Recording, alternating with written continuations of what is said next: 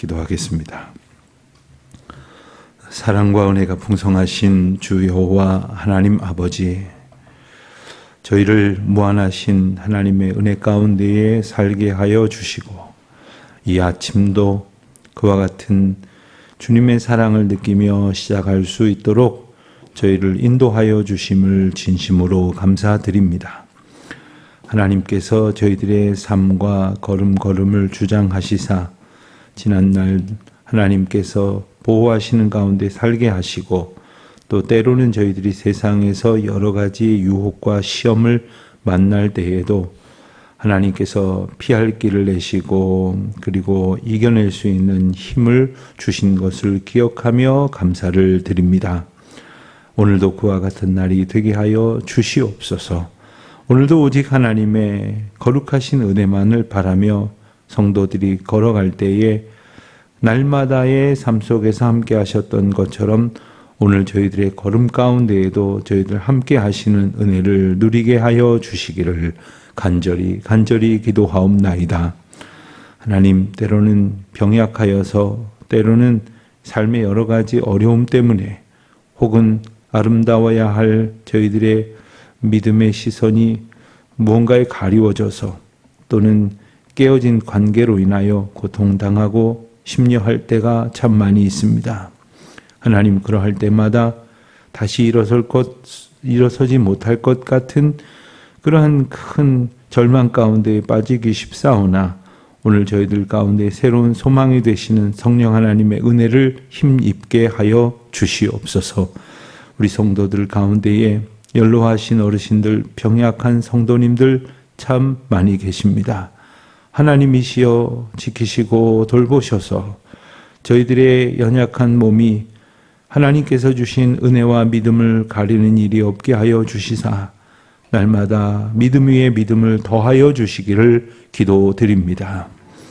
저희들의 삶에 별로 어려움이 없다고 생각이 들었을 때 저희들의 길이 그다지 환난의 길이 아니었을 때는 어쩌면 저희들의 연약한 믿음으로도 얼마든지 견딜 수 있었는지 모르지만 하나님이 주시는 그 크신 은혜 아래 믿음 위에 더하여지는 믿음으로 저희들이 무장하지 않고는 살아갈 수 없는 그러한 형편을 만날 때가 종종 오고 있습니다. 또 오늘 그러한 때를 살아가는 성도님들이 계십니다. 하나님, 주께서 붙드시는 은혜로 믿음으로 담대히 용기 내어 맞서게 하여 주시옵시고 그리고 그 상황 가운데에서 오히려 믿음 주시는 주님을 찬양하는 놀라운 은혜의 시간이 되게 하여 주시옵소서. 하나님께서 허락하여 주시는 치료의 과정 가운데에서 오늘도 병상에서 하루를 맞으시는 분이 있습니다. 특별히 수술을 받으시고 이제 회복을 위하여 병원에 누워 계신 여러분들 하나님께서 한 분 한 분 기억하여 주실 줄 믿습니다. 또 몸의 연약함을 검진하기 위하여 한편 두려운 마음으로 병원에 가야 하는 이들도 계십니다. 한 사람 한 사람에게 베푸시는 치유의 은혜, 고치시고 낫게 하시는 은총을 보게 하여 주시옵소서. 아버지 하나님, 이 날이 복되게 하여 주시기를 원합니다. 하나님의 복음이 저희들에게 들려졌던 그 감격처럼 또 저희들의 입술을 통하여 누군가에게 들려질 때에 저들의 마음을 사로잡아 주시옵시고 성령으로 충만케 하여 주시옵소서. 오늘 성령을 바라고 구하며 도우심을 간절히 사모하는 모든 성도들에게 임재하시사 하나님의 고치시고 베푸시는 은혜로 이 날이 새롭게 하여 주옵소서. 주여, 이 나라와 이 민족을 불쌍히 여겨 주시기를 기도드립니다. 하나님께서 이 나라가 어떤 나라인지를 저희들로 잘 깨닫게 하여 주셔서 이 나라가 잘못된 길로 가고자 하려는 것을 느낄 때마다 애통하는 마음으로 기도하게 하여 주시옵소서. 여전히 불의가 판을 치고 또 거짓이 횡행한 그런 세상 속에서 마치 아무렇지도 않은 것처럼 지나가는 자들 되지 말게 하시고 하나님 앞에 간절한 마음으로 이 나라의 민족이 역사 앞에 무엇보다도 주님의 인도하심 앞에 바로 설 수 있도록 은총을 베풀어 주시기를 기도드립니다. 저마다 정의를 외치고 있습니다마는 하나님의 공의 앞에 모두가 무릎 꿇는 날이 오게 하여 주시옵소서. 하나님, 한 줌도 되지 아니하는 권력을 붙들고자 온갖 악행을 일삼는 자들 되지 않게 하여 주시옵시고, 하나님 앞에 두렵고 떨리는 마음으로 우리에게 주어진 모든 책무를 감당할 수 있는 위정자들 되게 하여 주시옵소서. 이 나라에 하나님의 화평이 있기를 원합니다. 그리하여 저희들이 모두가 주님의 은혜만을 구하는 겸손한 자들 되게 하여 주시옵소서. 이 하루도 특별히 하나님께서 저희들에게 기도하게 하시는 기도의 제목 소망 가운데 붙드는 날 되게 하여 주시옵시며, 또한 베푸신 은혜 안에 받은 소명을 충성 다하는 날 되게 하여 주옵소서. 이날의 모든 일들이 주님 앞에 온전히 의탁되기를 소원하오며 모든 말씀 예수 그리스도의 이름으로 기도드립니다. 아멘. 고린도전서 16장 말씀 봅니다. 고린도전서 맨 마지막 장 16장 1절로 12절까지 말씀 우리 같이 한 목소리로 봉독하겠습니다. 성도를 위하는 연보에 관하여는 내가 갈라디아 교회들에게 명한 것 같이 너희도 그렇게 하라. 매주 첫날에 너희 각 사람이 수입에 따라 모아두어서 내가 갈 때에 연보를 하지 않게 하라. 내가 이럴 때에 너희가 인정한 사람에게 편지를 주어 너희의 은혜를 예루살렘으로 가지고 가게 하리니, 만일 나도 가는 것이 합당하면 그들이 나와 함께 가리라. 내가 마게도냐를 지날 터이니 마게도냐를 지난 후에 너희에게 가서 혹 너희와 함께 머물며 겨울을 지낼 듯도 하니, 이는 너희가 나를 내가 갈 곳으로 보내어 주게 하려 함이라. 이제는 지나는 길에 너희 보기를 원하지 아니하노니, 이는 만일 주께서 허락하시면 얼마 동안 너희와 함께 머물기를 바람이라. 내가 오순절까지 에베소에 머물려 함은 내게 광대하고 유효한 문이 열렸으나 대적하는 자가 많음이라. 디모데가 이르거든 너희는 조심하여 그로 두려움이 없이 너희 가운데 있게 하라. 이는 그도 나와 같이 주의 일에 힘쓰는 자임이라. 그러므로 누구든지 그를 멸시하지 말고 평안히 보내어 내게로 오게 하라. 나는 그가 형제들과 함께 오기를 기다리노라. 형제 아볼로에 대하여는 그에게 형제들과 함께 너희에게 가라고 내가 많이 권하였으되 지금은 갈 뜻이 전혀 없으나 기회가 있으면 가리라. 아멘. 고린도전서 15장까지는 그 은사와 교리에 관한, 은사와 부활에 관한 그 교리적 말씀이 전해졌다고 한다면 16장에서는 신앙생활의 실천적인 면의 내용을 언급하고 있음을 보게 됩니다. 그렇다고 해서 헌금에 관하여 혹은 바울의 이후의 여행 계획에 관하여 그리고 바울이 두 사람의 동역자들을 소개하는 그러한 흩어진 주제들인 것 같아 보이지만 실상은 부활을 믿고 그리고 하나님께서 은사 주심을 온전히 사모하는 교회 공동체가 어떠한 모양으로 살아가야 하는지에 관한 매우 구체적이고 실증적인 이야기들이 바로 오늘 본문에 나옵니다. 먼저 1절부터 4절까지 보면 연보에 관한 이야기가 나옵니다. 성도들을 위하는 연보. 연보라는 말을 요즘은 잘 안 쓰죠. 그런데 더러 이전에 한 30년 전만 해도 교회에서 연보라는 표현들을 꽤 많이 썼습니다. 연보라는 표현은 신약 성경을 기준으로 하면 오늘 본문 1절과 2절에 딱 2번 등장을 합니다. 그래서 이러한 의미들을 정리해서 말하기를 하나님 앞에 드리는 예물, 봉헌에는 조금 더 구체적으로 본다면 두 가지 의미가 있는데 그것은 하나님 앞에 바치는 예물로서의 봉헌이 있고 또 하나님께서 명하신 바에 따라서 우리에게 베푸신 은혜를 나누도록 하심에 우리가 다른 사람들에게 베풀고 흘려보내는 그러한 헌금, 이것을 연보라고 하는데 이 두 가지로 나눌 수 있다, 이렇게 말할 수가 있습니다.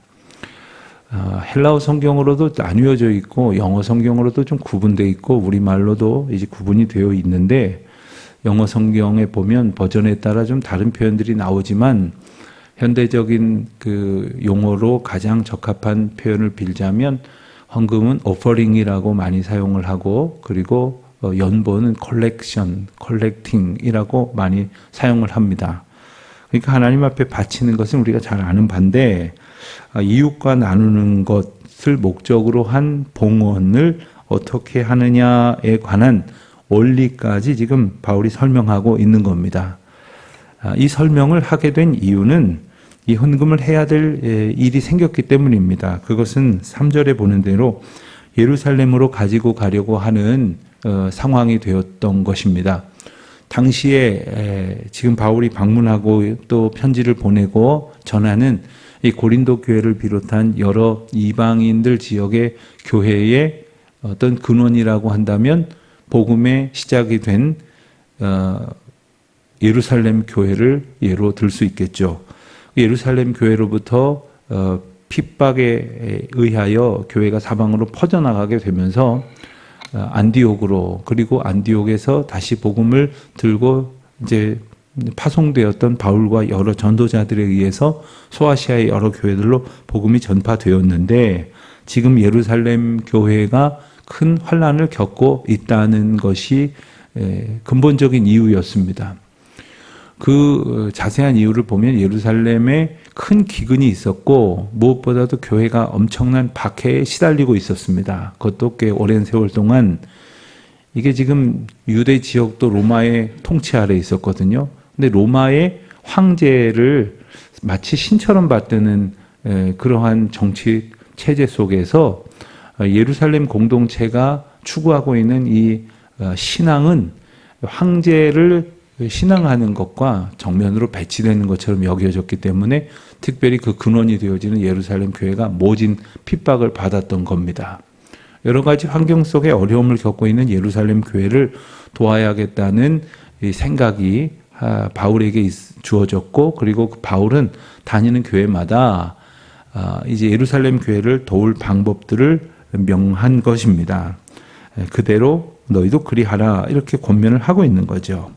그러면 이 예루살렘 교회를 돕기 위한 것으로 기화된 이 연보를 모으는 어떤 원리가 있다고 바울은 소개하고 있는데, 2절에 보는 대로 매주 첫날에, 매주 첫날은 우리로 오늘날로 말하면 주일입니다. 주일날 우리가 매주에 하루에 모일 때에 우리는 월, 화, 수, 목, 금, 토, 일 이렇게 부르지만 사실은 이제 첫날 달력을 보면 주일이 먼저 나와 있죠. 이렇게 헤아려 보던 그런 셈법에 따라서 그들은 매주 첫날, 즉 그들이 모여서 예배를 드리는 회집의 날, 너희 각 사람이, 그러니까 모두가 참여하라는 겁니다. 각각 참여하라는 겁니다. 그러니까 누구는 할 수 있고 누구는 안 해도 되는 게 아니라 이와 같은 마음을 모으는 일에 모두가 참여하라 하는 겁니다. 우리 교회에서도 그런 때가 있죠. 어떤 일로 우리 같이 좀 모금을 하자 이럴 때가 있는데, 기왕이면 모두가 조금씩이라도 다 각각 참여하는 것이 좋습니다. 왜냐하면 그 마음을 모으는 것이기 때문에 그렇습니다. 물질이 가는 곳에 내 마음도 가는 거예요. 함께 물질로 모여지면 그 함께 그 마음도 모여지게 되는 거죠. 아주 여러 해 전에 제가 어느 선교지를 가는데 그곳에서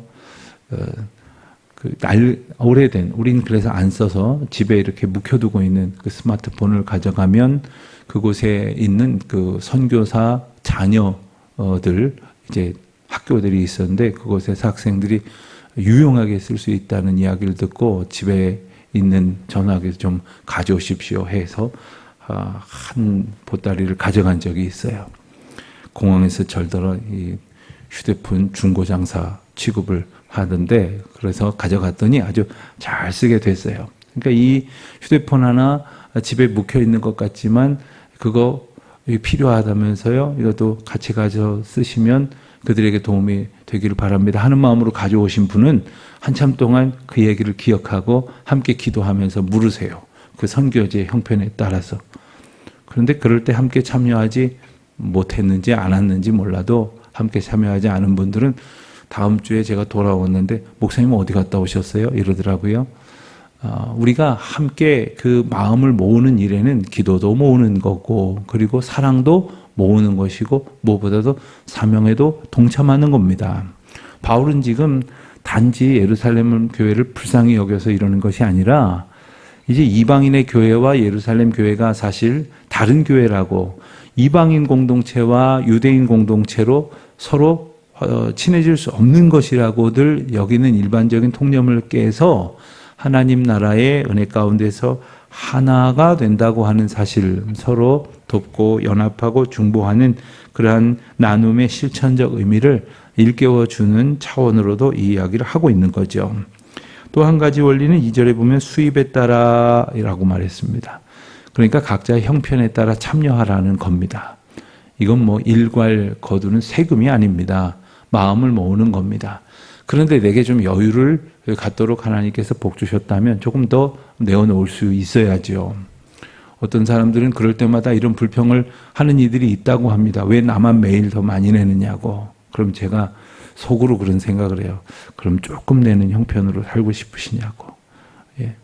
하나님께서 복을 많이 주시면 그 복된 것으로 더 많이 베풀고 나누도록 은혜를 주신 것인데 그게 그렇게 싫으면 그 베풀고 나눌 것도 없이 살고 싶으세요? 그렇다고 하면 아무도 고지대답 안 할 겁니다. 그런데 이것을 하나님의 은혜적 관점으로 생각하지 아니하고 무슨 내게 큰 손해가 있다고 생각을 하니 이런 마음을 갖는 겁니다. 또 한 가지 원리는 매주 모아두어서 내가 갈 때, 그러니까 바울이 갈 때, 다시 말하면 이렇게 연보를 할 일이 생길 때 급히 따로 거두려고 애쓰지 마라 이 말입니다. 교회도 마찬가지입니다. 교회에 목회하다 보니까 그런 일들이 참 많습니다. 가난한 이웃들 갑자기 도와야 될 때도 있고 어디서 교회를 의지하는 마음으로 교회에다 좀 도와달라 그럴 때도 있고 그렇습니다. 그때 부랴부랴 교인들이 모여서 회의하고 또 준비해서 봉헌하고 그거 모아보내려면 매주 모이는 공동체인데도 불구하고 바쁠 때가 있어요. 그럴 때마다 좀 교회가 그런 사랑의 나눔을 위해서 언제나 좀 풍성히 거둬두었다가 그런 일이 생길 때 전할 수 있으면 참 좋겠다. 그런 생각을 번번이 하지만 사실 쉽지가 않죠. 자, 또 한 가지 바울이 말하는 것은 바울이 이것을 직접 가지고 가겠다고 말하지 않고 그대들이 인정할 만한 사람에게 이 모든 책임을 맡기어서 이 일을 감당하게 하라. 이렇게 말합니다. 사실 바울은 예루살렘 교회에 보내려는 고린도 교회의 그 어떤 정성을 모아가지고 곧바로 예루살렘으로 갈 수 있는 형편이 아닙니다. 당장 가는 것이 아니라 여러 일정들을 가지고 나서 다른 곳에서도 좀 더 모으게 되면 모아가지고 가게 될 것이니까 어떤 사람들은 이 오해를 하게 될 수도 있어요. 바울이 지금 자기 팀 여행 경비 지금 여러 곳을 다니면서 소용되어지는 체재비로 쓰려고 그러는 거 아니냐 뭐 이런 오해도 할 수 있고 또 요즘처럼 뭐 이렇게 송금이 되고 회계 관리가 되고 보고가 되고 이런 것들이 좀 취약하니까 그런 오해들도 얼마든지 할 수 있기에 바울은 그런 오해를 불식시키고자 그런 차원에서 적절한 방법을 세우는 투명성도 하나의 방법으로 이제 일러주고 있는 겁니다. 자, 바울이 5절 이하에 보면 바울의 계획을 말합니다.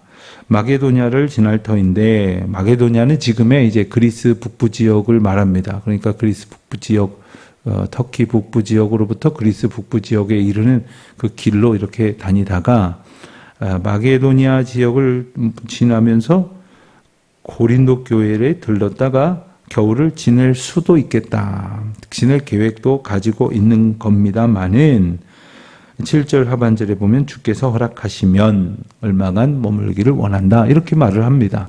바울이 계획이 없는 게 아닙니다. 무턱대고 다니겠다는 게 아닙니다. 그런데 이 모든 것에 있어서 하나님의 허락하심이 더 중요한 조건이고 기준이다 하는 겁니다. 우리가 우리가 해야 할 계획을 세우고 준비하는 일을 열심히 해야 합니다. 성실하게 해야 됩니다. 대충 해서는 안 됩니다. 어느 하나도 대강해서는 안 됩니다. 그러나 하나님의 인도하심을 언제나 더 기다리면서 그 인도하심 가운데에서 순종할 자세를 갖는 것이 더 먼저입니다. 그와 같은 여정을 일러주면서 한 가지 이유를 흥미롭게 말합니다. 9절에 보면 내게 광대하고 유효한 문이 뭘까요? 광대하고 유효한 문이라는 것은 복음 전파의 사명을 감당할 수 있는 기회일 것입니다. 이 많은 기회가 열려 있는데 거기서 끝나는 게 아니라 또 뭐라고 말을 하냐면 대적하는 자가 많음이라 이렇게 말을 합니다. 사실 이 두 가지 조건은 상이한 것이죠. 하나는 긍정적인 조건을 얘기하는 것이고 한 가지는 매우 우려스러운 형편을 말하는 것인데 이것을 바울은 자연스럽게 인과관계로 두고 있습니다. 무슨 뜻입니까?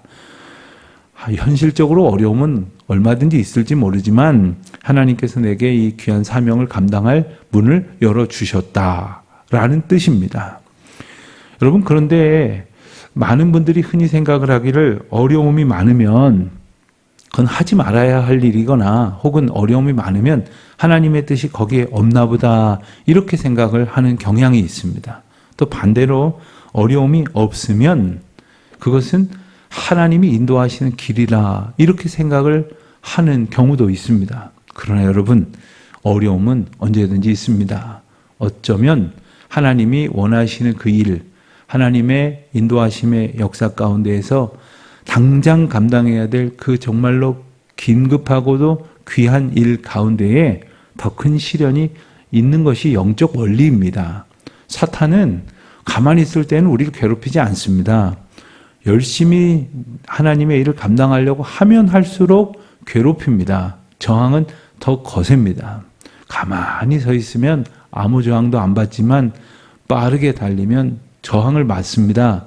더 빠른 속도로 날아가려고 하면 그 저항은 엄청나게 커지는 법입니다. 그렇기에 우리가 하나님께서 내게 맡겨주신 사명, 그것이 광대하고 유효한 문이 되었음을 언제나 감사하는 가운데 혹 대적하는 이가 있고 혹 내가 영적으로 맞닥뜨려야 할 시련이 있다고 여겨질 때 여러 가지 시험을 만나거든 온전히 기쁘게 여기라고 말씀하신 것처럼 오히려 주님을 더욱 의지하면서 감사할 수 있는 믿음으로 넉넉히 견디어낼 수 있는 저와 여러분이 되시기를 바라는 것입니다. 10절 이하에 보면 이제 두 사람을 천거합니다. 고린도 교회가 잘 아는 사람들입니다. 디모데와 아볼로인데 이 두 사람을 언급하면서 사실 긴 얘기를 하지 않지만 사연이 있었죠.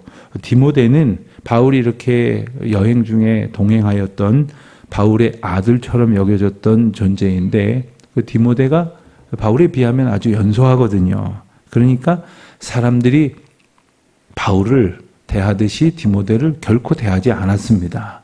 마치 그냥 수행원 하나 정도로 여겼을까요? 그리고 바울이랑 같이 왔을 때나 디모데를 좀 이렇게 사역자 대접을 해주었지, 만일 디모데가 혼자 그 일을 감당하게 되노라면 또 오히려 귀하게 여기질 않았던 경향들이 고린도 교회뿐만 아니라 여러 교회들에게서 나타난 적이 있었다는 겁니다. 근데 바울은 알고 있거든요. 이제는 자신의 시대가 저물어가면 디모데와 같은 사역자들이 대를 이어서 충성을 다해야 할 것인데 교회가 그 인식들을 계속 가지고 있으면 일 못하는 겁니다. 그런데 바울도 성격이 유순한 성격이고 또 디모데도 유순한 성격이고 디모데가 갖는 그러한 성품 가운데 바울과는 차별화될 수밖에 없는 것이 바울의 어떤 저돌적인 성격을 가지고 있지 못한 까닭에 염려가 되었거든요. 그리고 디모데가 겁을 먹기도 하고 그리고 걱정을 한 까닭에 주저하는 그런 모습도 보게 되니 바울이 이와 같은 권면으로 그들에게 디모데를 추천을 하고 있는 겁니다. 디모데를 잘 부탁한다 이렇게 말을 하고 있는 겁니다. 또 한 가지 아볼로에 관한 겁니다. 아볼로는 어떤 자입니까? 아볼로는 고린도 교회에 바울에 이어서 고린도 교회를 실질적으로 목회했던 사람입니다. 그래서 앞서 1장, 2장에 보면은 고린도 교회의 첫 번째 문제이자 가장 근원적인 문제였던 그 파당의 문제가 등장을 할 때 어떤 사람들이 말하기를 나는 바울파다, 또 어떤 사람이 말하기를 나는 아볼로파다, 이렇게 말을 하면서 적지 않은 사람들, 고린도 교회 교인들에게 아주 구체적인 인기를 받았던 그런 사람이기도 했습니다. 그렇게 생각을 하면 어쩌면 바울과 이 아볼로는 이 고린도 교회 안에서는 약간 경쟁적 관계처럼 그렇게 느껴질 법도 한데 바울은 그렇게 여기질 않고 있습니다. 바울은 아볼로를 하나님께서 함께 사명을 감당하도록 보내신 동역자로 여기지 결코 인간적인 생각으로 저 사람보다 내가 좀 더 나은 소리 들어야 되겠다라고 마음 먹고 있지 않습니다. 들어보면 교회들마다 이런 일들이 있어요. 예컨대 작년에 회장했던 사람보다 내가 잘했다 소리 들어야 되는데, 지난번에 있었던 리더보다 내가 더 잘했다 소리 들어야 되는데, 제가 부목사 할 때 구역을 맡으면 2년씩 이렇게 계속 돌아가요. 그러니까 한 구역 맡으면 2년 하고 또 2년 지나면 다른 구역 가고 이렇게 돼서 한 5, 6년 있다 보면 이제 서너 구역을 맡죠. 근데 그러면 재밌습니다. 제가 가면 그런 얘기를 해요. 저희 구역은 목사님 전에는 누가 맡았고, 그 전에는 누가 맡았고, 그 전에는 누가 맡았고. 그럼 인간적으로 어떤 생각이 들겠어요? 그들보다 내가 잘했다 소리 들어야 되는데, 그들보다 내가 낫다 소리 들어야 되겠는데, 이런 생각이 있으면요, 영 불편한 겁니다. 그런데 하나님께서 어느 때에는 어떤 사람을 통해서 일하시고 또 어느 때에는 어떤 사람을 통해서 일하시는 겁니다. 그러니까 때를 통해서 하나님의 일을 이루어 가시는 하나님의 계획표 가운데에는 이 사람도 쓰시고 저 사람도 쓰시는데, 하나님의 관점에서 볼 때는 이 모든 사람들이 하나님의 일을 이루어가는 사람이에요. 이와 같은 믿음의 시각을 갖지 못하면 교회 안에서조차 끊임없이 이때는 이랬고 저때는 저랬고 이런 소리만 하고 있다는 겁니다. 그리고 우리가 그렇게 보기 쉽다는 거예요. 바울이 이와 같은 믿음의 고백을 가지고 소중하게 동역자들을 고린도 교회로 추천하는 이유가 무엇이겠습니까? 그들이 은혜 가운데 살기를 원하는 것이고 그들이 은혜 안에서 주어진 사명 잘 감당하기를 원하는 것이죠. 오늘 우리에게 맡겨진 책임이 있습니다. 오늘 우리가 중보하고 사랑으로 섬겨야 될 이웃들이 있고 성도들이 있습니다. 하나님께서 베푸신 은혜의 한 경점에서 우리는 오늘 그 일을 감당하는 은혜를 누리고 있습니다. 기쁨으로 감당하여 하나님께는 영광이 되고 우리 가운데에는 다함이 없는 그런 감격이 되어지시기를 주의 이름으로 축원드립니다. 기도하겠습니다. 하나님 아버지, 오늘도 오직 복음의 빚진 자로서 주신 사명 감당하고자 할 때에 우리 하나님 주시는 큰 은혜와 기쁨으로만 충만케 하여 주시옵소서. 예수님의 이름으로 기도드립니다. 아멘. 하늘에 계신 우리 아버지, 아버지의 이름을 거룩하게 하시며 아버지의 나라가 오게 하시며 아버지의 뜻이 하늘에서와 같이 땅에서도 이루어지게 하소서. 오늘 우리에게 일용할 양식을 주시고 우리가 우리에게 잘못한 사람을 용서하여 준 것 같이 우리 죄를 용서하여 주시고 우리를 시험에 빠지지 않게 하시고 악에서 구하소서. 나라와 권능과 영광이 영원히 아버지의 것입니다. 아멘.